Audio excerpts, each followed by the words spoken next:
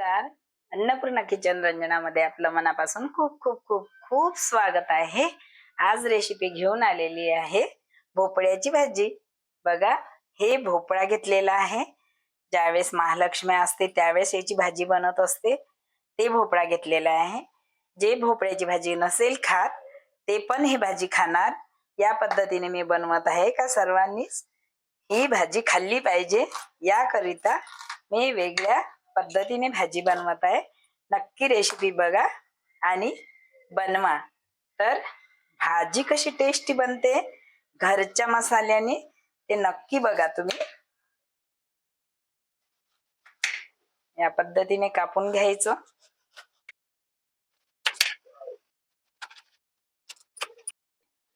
तर आपण हे पूर्ण यामधलं असं बी काढून घ्यायचं.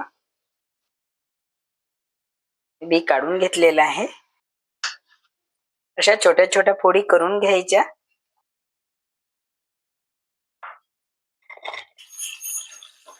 कापून घेतलेला आहे आणि एक टमाटर असं बारीक कापून घ्यायचं. तर आता चला बनवायला सुरुवात करूया. कढाई गॅसवरती ठेवूया.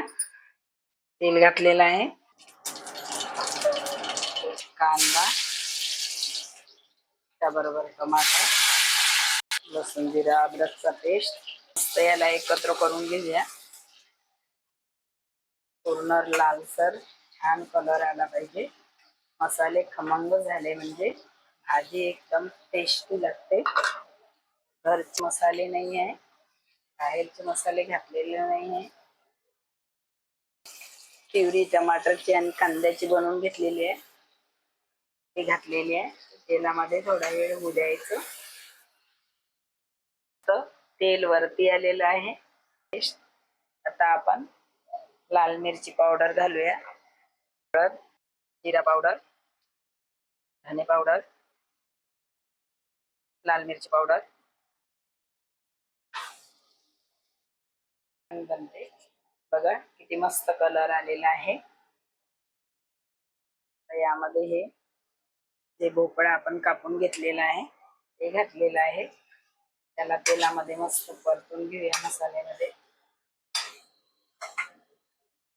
नरम होऊ द्यायचा. डाळ भिजत घातलेली आहे. ते तुरीची डाळ आहे. यामध्ये चण्याची डाळ घालावी. मी तुरीची घातलेली आहे. चण्याच्या डाळीने आधी भाजी हे खूप टेस्टी बनते. पाणी घालूया जेवढं आपल्याला ग्रेव्ही पाहिजे. हे शिजाची आहे त्यामुळे मी इतकं पाणी घातलेलं आहे. आता याला 5 मिनिटं गॅसवर ठेवूया. 5 मिनिटं याला कव्हर करून ठेवूया. मीठ घालते आहे. चवीनुसार मीठ घातलेलं आहे. आता आपण कस्तुरी मेथी घालते आहे. याने खूप मस्त टेस्ट आणि छान भाजी लागतं. बघा किती मस्त भाजी रेडी झालेली आहे आपली. व्हिडिओ पूर्णपणे बघा आणि मला कमेंट करून सांगा का भाजी किती टेस्टी झाली आणि मस्त. बघा छान टेस्टी झालेली आहे. बिगर मसाल्याची भाजी नक्कीच बनवून बघा.